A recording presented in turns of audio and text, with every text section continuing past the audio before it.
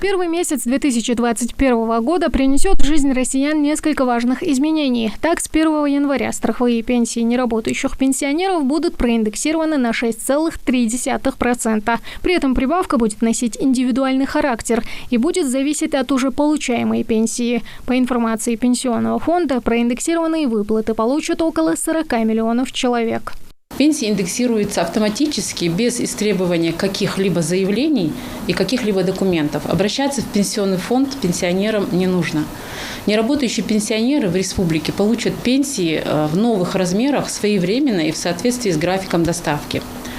Уже в конце декабря будет произведена выплата пенсии пенсионерам через отделение почтовой связи и кредитные учреждения, даты доставки которой приходятся на первую декаду января. Также с нового года материнский капитал будет проиндексирован на 3,7%. Кстати, после изменения размера выплат сам сертификат менять не понадобится. Согласно расчетам экспертов, в наступающем году на получение мат-капитала смогут рассчитывать более 1 миллиона семей. Его размер будет составлять 483 тысячи на первого ребенка. При рождении или усыновлении второго ребенка его размер будет увеличен на 155 тысяч и будет составлять 639 тысяч. Подавать заявление на получение сертификата не нужно. Пенсионный фонд его оформляет автоматически. Мы получаем сведения о рождении ребенка с органов ЗАГС, и по этим сведениям, если вы ранее не получали сертификат, мы создаем вам его автоматически и направляем в личный кабинет на портале госуслуг.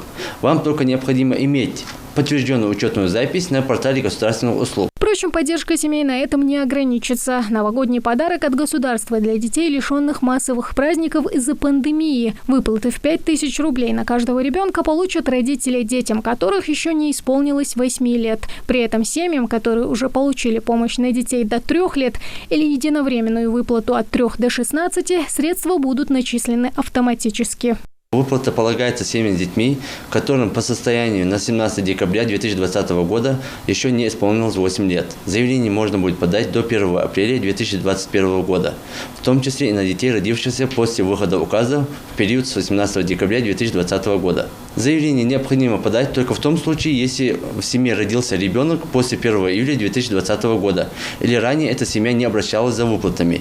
Также заявление нужно будет подать, если реквизиты счета были закрыты, которые были указаны ранее в выплатах. Подать заявление родители смогут на сайте госуслуг. На это у них чуть больше 3 месяцев. Заявления принимаются до 1 апреля 2021 года.